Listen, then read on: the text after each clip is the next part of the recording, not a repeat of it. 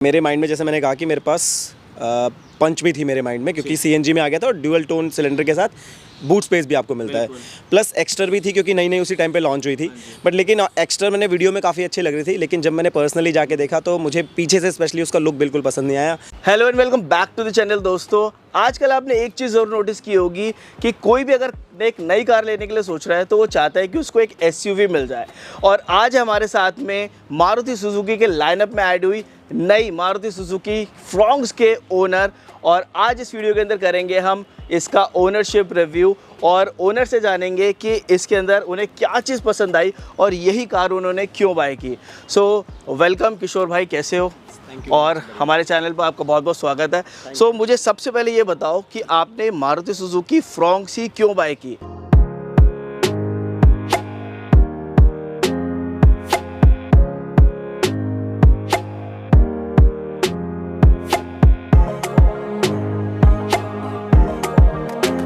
देखो, इसको लेने से पहले मेरे दिमाग में 2-3 गाड़ियाँ और भी थी, जैसे पंच थी और पंच के साथ साथ एक्स्टर उस टाइम पे लॉन्च हुई थी तो वो भी मेरे माइंड में थी। अच्छा, ये आपने वैसे कब लिया? पहले ये अभी 2-2.5 महीने ही हुए, ज़्यादा महीने पहले आपने हाल ही में लिया। हाँ। तो कितने की कॉस्ट करी आपको? भाई ये है सिग्मा वेरिएंट सीएनजी में, ये 950 का पड़ा है मुझे ऑन रोड। 9,50,000 रुपये के आसपास का कॉस्ट किया। तो इस सेगमेंट में अगर हम देखें या इस प्राइस पॉइंट पे अगर हम देखें तो और भी कार्स हैं जो कि आप चूज़ कर सकते थे, तो ये फ्रॉन्क्स ही क्यों आपने चूज़ करी?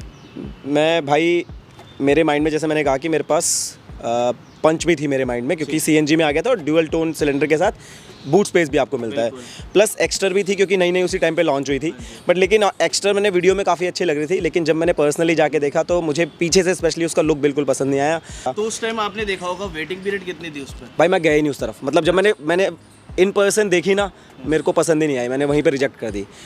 दूसरा, पंच मैंने क्यों रिजेक्ट किया, एक तो मेरे को ना एक ऐसी गाड़ी चाहिए थी जो रिलायबल हो, मतलब मेरे को सरदर्दी नहीं चाहिए थी। मैं पिछले 3-4 साल में ना 4-5 गाड़ी बदल चुका हूँ। अच्छा, तो इससे पहले आपके पास कौन सी भाई गाड़ी थी? इससे पहले मेरे पास थी इयॉन, अभी मेरे पास ट्राइबर भी है, और उससे पहले मेरे पास थी इटियोस।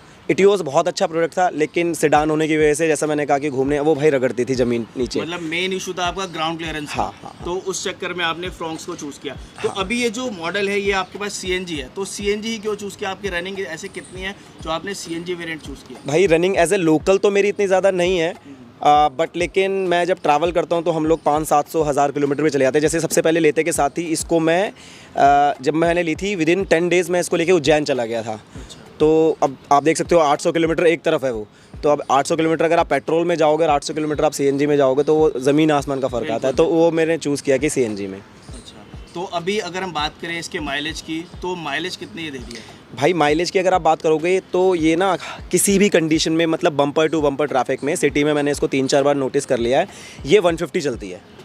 150 हाँ मिनिमम, पूरे फुल टैंक पे। हाँ, जिसमें 7 किलो सीएनजी में 7 किलो सीएनजी आती है। सीएनजी अप्रोक्सीमेट कितने की आ जाती है? भाई 500 कुछ की आती है, 540 530 ऐसी कुछ आती है। तो अगर हम रफली लगा ले तो 3 रुपये या 3.25 रुपये किलोमीटर पर किलोमीटर के हिसाब से चल। हाँ, और ये मैं बता रहा हूँ bumper to bumper traffic minimum, इससे नीचे नहीं दी इसने। अच्छा, आपने जैसे लॉन्ग रन किए हैं इसके साथ में, तो वहाँ पर कितनी इसने माइलेज दी है? भाई हाँ, एक जगह पे मैं खुद सरप्राइज हो गया था एक्चुअली। इसमें ना 9 किलो सीएनजी आई थी जब मैंने इसको भरवाया था। वहाँ पे मध्य प्रदेश में एक सीएनजी पंप था, वहाँ इसमें 9 kg आ गई। दिल्ली में 7.5 से ऊपर गई नहीं आज तक। तो बेसिकली वो प्रेशर पर डिपेंड। अब हाँ, वो प्रेशर अच्छा था, तो मैं खुद सरप्राइज हो गया यार, 9 किलो सीएनजी आ गई। उस पे भाई ये 240 के आसपास चली थी, जिसमें थोड़ा मतलब ब्लिंक जो करता है पॉइंट वो भी था। फिर मैंने दोबारा सीएनजी भरवाई थी तो 240 ब्लिंक वाला पॉइंट है वो भी शायद 20 किलोमीटर के आसपास चल जाता है। इसमें अभी कम चल रहा है क्योंकि फर्स्ट सर्विस नहीं हुई, 10,000 वाली सर्विस नहीं हुई है, ये 4,500 चली है। तो वो मेरे ख्याल से 10-15 तो चलता ही हो, मरे से मरा कुछ भी कहो। तो अभी ये कितने किलोमीटर आप इसको रन कर चुके हो? भाई 4,500 चल चुकी है। तो अभी इसकी फर्स्ट सर्विस तो हो गई होगी? हाँ, जो बेसिक चेकअप होता है 1000 पे वो हुआ है बस। तो उसमें तो कोई ज़्यादा कोई कॉस्ट तो देनी पड़ती नहीं है? नहीं, उसमें कॉस्ट क्या, बस वो 20 रुपये लेते हैं सफाई वॉशिंग वगैरह की, और प्लस मैंने इसमें एक्चुअली कोटिंग वगैरह कराई थी नीचे, जो वो एंटी रस्ट कोटिंग होती है, तो उसके 3,500 के आसपास ऐसी कुछ बिल बना था। तो अभी जैसे ये प्रोडक्ट आया, आपने जब सीएनजी ये वाला ऑप्शन चूज़ किया तो आप बलिनो और फ्रॉन्क्स में कंफ्यूज नहीं, क्योंकि काफ़ी ज़्यादा जो पब्लिक है वो जैसे ही फ्रॉन्क्स को लॉन्च किया मारुति ने, बेसिकली ये मारुति इसको एसयूवी कह रहा है, बट ये मेरे को ज़्यादा क्रॉसओवर लगती है। क्या किया बलिनो के अंदर थोड़ा सा ग्राउंड क्लियरेंस उठाकर इसको बनाया है, और बेसिकली ग्राउंड क्लियरेंस के हिसाब से ज़्यादा बिक रही है। तो जब आपने ये ली तो आप बलिनो और इसमें कंफ्यूज नहीं, क्योंकि बलिनो का डेल्टा जो है सीएनजी के साथ में वो भी अप्रॉक्सीमेट इसी में कॉस्ट कर जाता है और ये सिग्मा मॉडल है, तो फीचर्स में थोड़ा सा फ़र्क है भाई। हाँ, वो क्योंकि एक वेरिएंट ऊपर मिल जाएगा इस सेम प्राइस रेंज में, ये बेस वेरिएंट ही है, बट लेकिन बलिनो जो है वो देखो नो डाउट बहुत अच्छा प्रोडक्ट है। आपने देखा होगा रिसेंट काफ़ी ईयर्स में वो मतलब हाँ मतलब सेलिंग के मामले में भी 5 नंबर्स पे रहती है और मतलब टॉप 5 सेलिंग कार्स रहती है, क्योंकि एक तो रिलायबिलिटी प्लस उसके अंदर स्पेस जितना ऑफर होता है, तो ओवरऑल मतलब बहुत अच्छा पैकेज है। मेरे साथ प्रॉब्लम यही था कि उसकी ग्राउंड क्लियरेंस कम थी।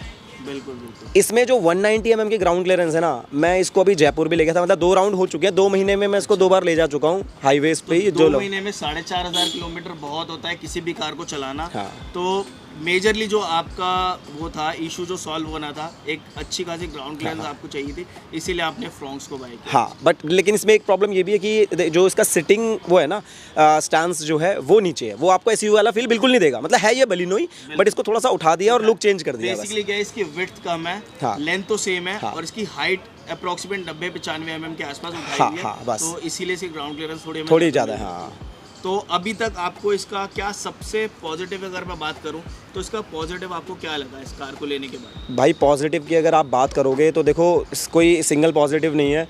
एक तो स्पेस काफ़ी अच्छा है इसके अंदर, नो डाउट। इस प्राइस रेंज में इस सेगमेंट की जितनी भी गाड़ियाँ आप देख लो, कंपेयर कर लो, इसमें काफ़ी अच्छा स्पेस है। पेट्रोल में कितनी माइलेज दे रही है अभी? भाई पेट्रोल में भी चलाया है इसको मैंने। हम लोग जब वही उज्जैन गए थे तब मैंने इसको बीच में पेट्रोल भी चलाया था, क्योंकि सीएनजी ख़त्म हो गई थी। तो मैंने इसके ट्रिप को 0 करके, जो मतलब एमआईडी पे किया था, वो टैंक टू टैंक नहीं किया।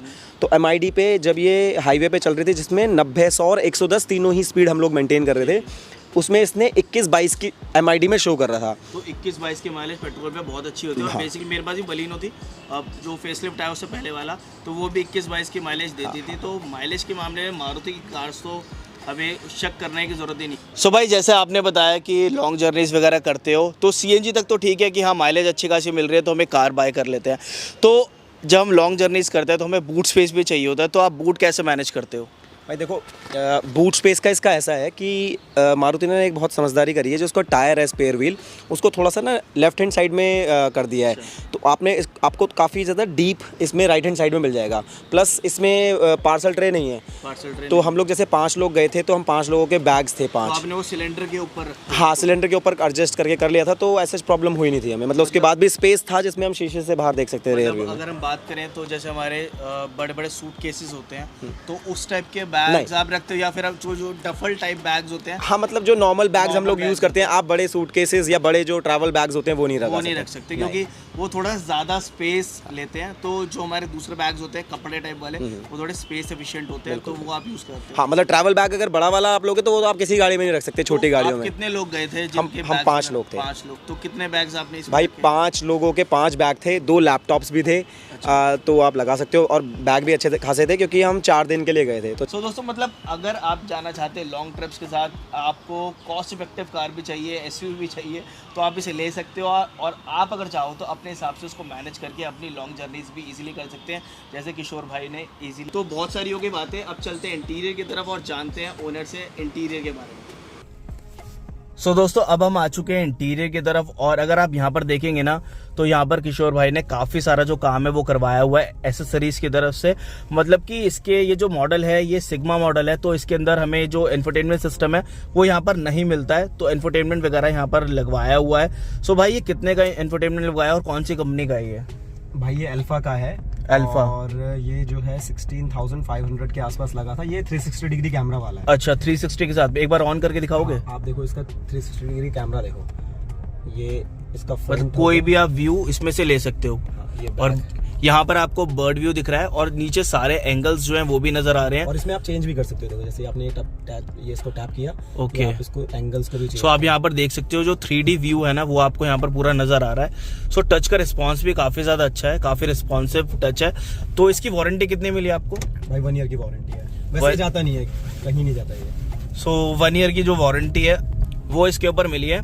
बट आपने एक चीज देखी होगी कि अगर हम बाहर से, जो कंपनी कहती है अगर हम एसेसरीज लगवा लेते हैं तो जो वारंटी होती है वो वॉइड हो जाती है। तो जो इसके कपलर वगैरह हैं तो कपलर टू कपलर ये लगाया गया है या फिर जो वायरिंग है वो उन्होंने काट दी है? भाई अब तो देखो ऐसा है कि आफ्टर मार्केट भी अगर आप लगाओगे इंफोटेनमेंट सिस्टम तो कपलर टू कपलर ही लगता है। अच्छा। प्लस कंपनी भी जो, क्योंकि सिग्मा में इसमें आता नहीं है, हाँ जी हाँ तो जी, जो कंपनी भी लगाती है वो एसेसरीज का पार्ट है, ऐसा नहीं है कि वो बिल्कुल inbuilt ही आता है। वो जेन्युइन एसेसरीज उनकी होती है, हाँ। बट यहाँ पर आपने कपलर टू कपलर करवाया हुआ है। सो दोस्तों अगर आप भी कभी एसेसरीज वगैरह लगवाते हैं तो हमेशा ध्यान रखें कि कपलर टू कपलर लगवाएं, किसी भी ऐसे नॉन जेन्युइन पार्ट को ना लगवाएं और या फिर और कोई भी ऐसी एसेसरी ना लगवाएं जिससे आपकी जो वायरिंग है, हार्नेस है, उसको डैमेज किया जा सके।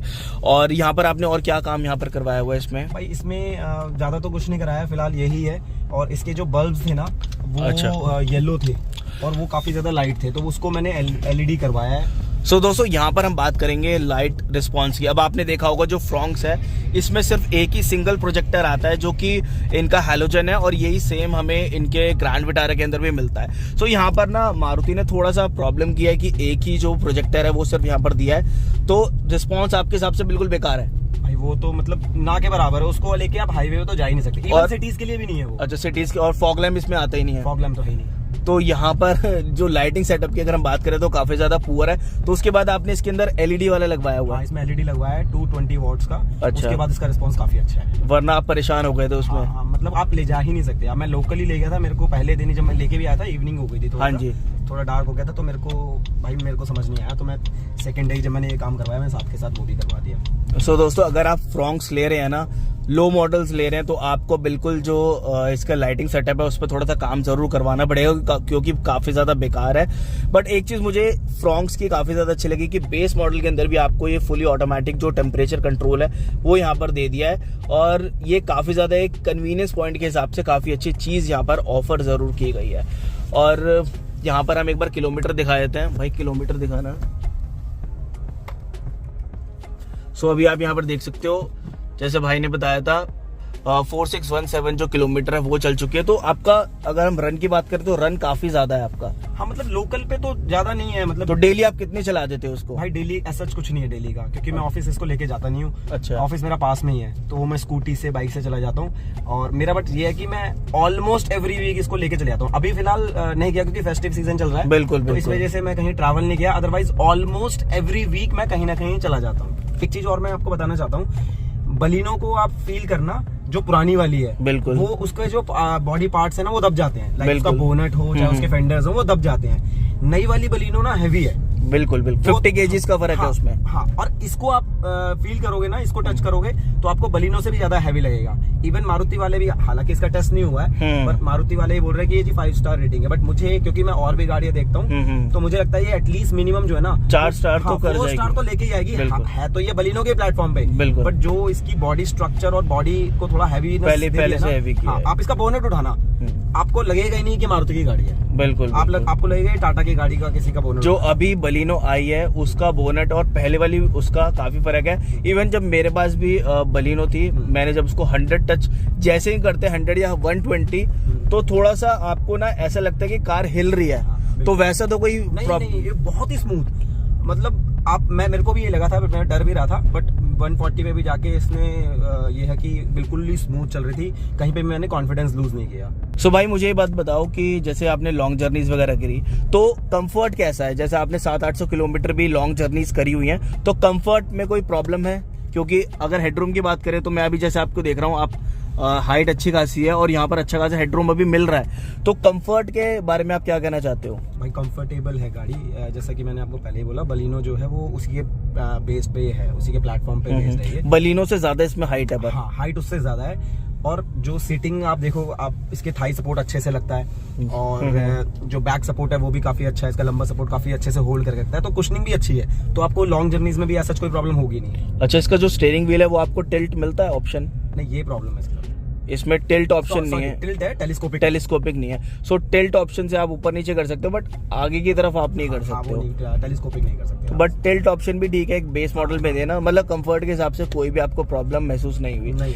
एक बार आप हॉर्न बजा के दिखाओ। हॉर्न बहुत अच्छा है इसका, देखो। सो बेस मॉडल के अंदर भी आपको अच्छा खासा जो हॉर्न है उसका रिस्पॉन्स यहाँ पर मिल जाता है। पहले क्या था कि कंपनी से एक सिंगल हॉर्न लगा कर देती थी और हाईवे के ऊपर इनके हॉर्न्स कोई सुनता ही नहीं था, तो वो कोई प्रॉब्लम यहाँ पर आपने फेस नहीं करी। नहीं, एक्चुअली नेक्सा के साथ थोड़ा सा, क्योंकि इनका प्रीमियम प्रोडक्ट है नेक्सा, तो इसमें ये लोग बेसिकली देते हैं। आप देखोगे जितनी भी इनकी गाड़ियां हैं, इग्निस को छोड़ के, ये बेस वेरिएंट से ही आपको ऑटोमेटिक क्लाइमेट कंट्रोल देते हैं। बिल्कुल बिल्कुल, और बेस वेरिएंट से ही देते हैं, चाहे आप इसको फ्रॉन्क्स को ले लो, बेसिकली आप जो बलिनो को नेक्सा ले लो। इनका सेगमेंट है वो थोड़ा प्रीमियम है और प्रीमियम कस्टमर्स उस तरफ जाते हैं, तो उस हिसाब से कंपनी अब यहाँ पर फीचर्स भी लाकर देने लगी है। एक चीज और बताओ, जैसे अभी आपने ये कार ले ली है, ठीक है, अभी जैसे पंच है, एक्स्ट्रा है, आप ऑलरेडी देख चुके थे, अभी 2 ही महीने में आपको, तो इंटीरियर कंपैरिजन अगर मैं करूं तो आपको इसका इंटीरियर पसंद आता है या अभी रिग्रेट फील होता है इंटीरियर की वजह से? नहीं, इसका इंटीरियर देखो, 2 चीजें हैं। एक, इसका इंटीरियर अच्छा है, पंच से बहुत अच्छा है। अगर आप प्रीमियमनेस की बात करोगे, पंच का जो है वो रगेड वाला है, बिल्कुल, कुछ फालतू ऐसा कुछ नहीं है,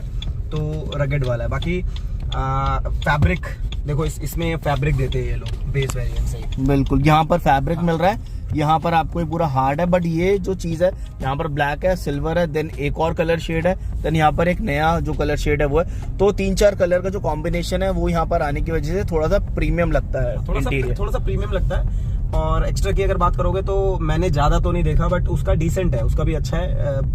बट लेकिन इसमें एक प्रॉब्लम ये है कि आप बलिनो में बैठे हो या फ्रॉन्क्स में बैठे हो, वो आप बता ही नहीं सकते। बस थोड़ा सा यहाँ पे कलर डिफरेंस है, अदरवाइज आप बता ही नहीं सकते कि आप बलिनो के अंदर बैठे हो या फ्रॉन्क्स में बैठे हो। हाँ, अगर हम देखा जाए तो डैशबोर्ड लेआउट की अगर हम बात करें तो थोड़ा बहुत ही चेंज हमें इनकी कार्स के अंदर देखने के लिए मिला है। ब्रेजा का ऑलमोस्ट थोड़ा सा सेम है, और उसके बाद फ्रॉन्क्स है, ग्रैंड विटारा है, तो थोड़ा सा सेम जो चीज है ना वो यहाँ पर मारुति रखकर चल रही है, तो मेरे हिसाब से थोड़ा सा इंप्रूवमेंट होनी चाहिए थी।